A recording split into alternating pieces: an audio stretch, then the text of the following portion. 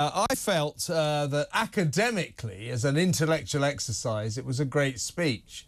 She laid out everything that was wrong with our current system, pointed the finger at sclerotic old conventions that are way past their sell-by date, talked about, quite rightly, the looseness of the qualifications we have now to achieve asylum. You know, basically you just need to say, I'm gay and I don't think my neighbours like me much, or I'm a woman and people don't get on very well in this country if they're a woman, or, you know, I just kind of fear discrimination a bit. She says quite rightly, that cannot be a reason to be allowed to live in Great Britain. So, you know, full marks for all the theory.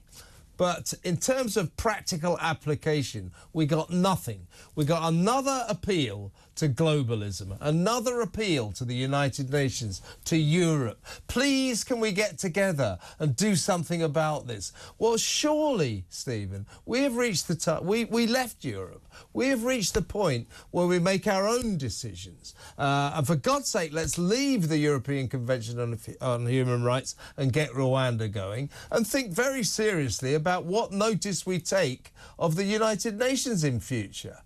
Time for us to act, don't you think? Yes, it is time for us to act, but I have to look at that speech, Kevin, and I thought it was intelligent, sensible, and looking towards the audience that she was trying to pitch a change. This is the first woman, the first member of a British government, the first member of any of the major important countries that have signed UN treaties that has actually asked for reform of the UN Refugee Convention. And therefore the speech she needed to give was not at us, the British public, or indeed you and I as commentators looking at us. It was aiming at a different audience, and that different audience is one that's been skeptical for decades about any change at any UN convention or anything to do with the globalist agenda that's pushed through there. And this was important. It was important at the venue that she selected in Washington. It was important in the way that she gave that the speech, the language that she used, the almost academic way that she set it out as a lawyer was crucial as well. It's crucial to say that the laws are no longer fit for a modern day purpose. It's crucial to say that it's changed dramatically for when it was invented, and that 780 million people would now be eligible to enter. It was crucial to also say that it's not racist to want to have reform of those legislation or the changes that are wanted. And it was crucial to say that it's people in the UN, through their own perhaps laziness or inability to want to have to change, will change anything. And that's why I think this is one of the most important speeches on this subject for at least the last 5 years that I've heard. Yeah, I agree. The content of the speech was excellent.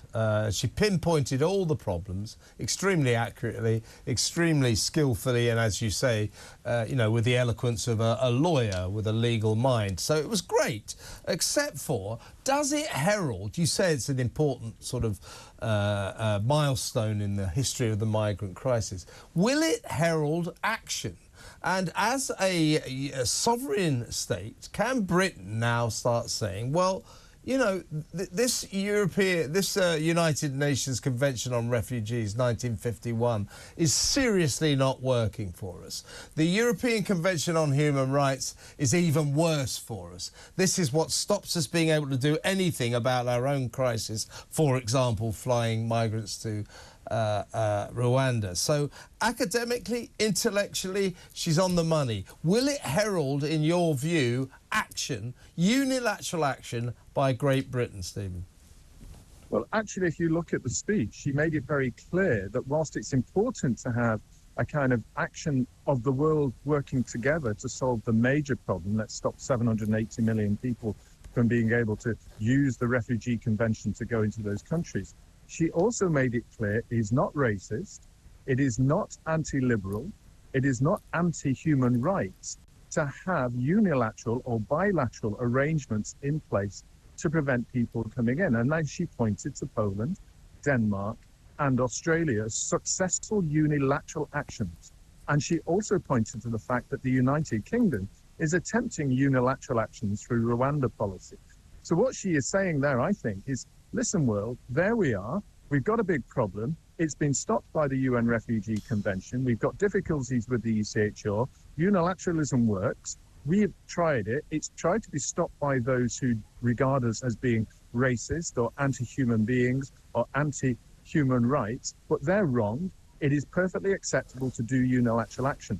And therefore, I think this is also heralding a stronger position by Rishi Sunak and the Conservative government to use this message going forward. We're trying to work with the world, but we're also going to stop them at a UK level. Now, the next stage is what will the government do in the next couple of months that go on the back of this speech to show that the unilateralism works? Will it be a stronger attack on those who are challenging in the courts? I do hope so, because it's about time. Will it be an attempt to use threats against the ECHR if they try and intervene once more?